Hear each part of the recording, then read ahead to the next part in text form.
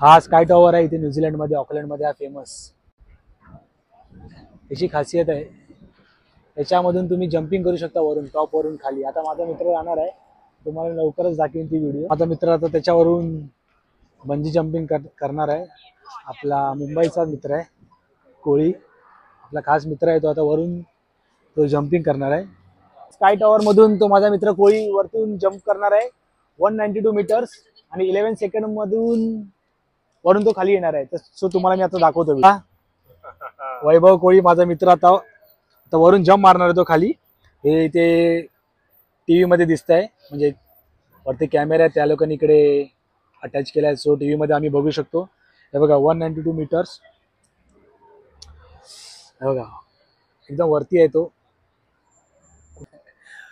आणि किती वाट बघतोय तुझी, म्हणजे स्काय टॉवरवरून जम्प मारणं न्यू एक्सपिरियन्स आहे त्यासाठी.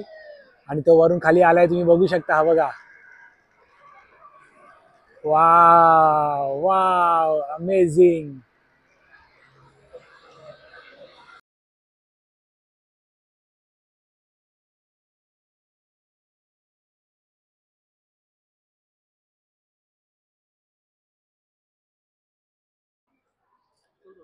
तो कसं वाटलं कोळी तुला? ठीक आहे ठीक आहे.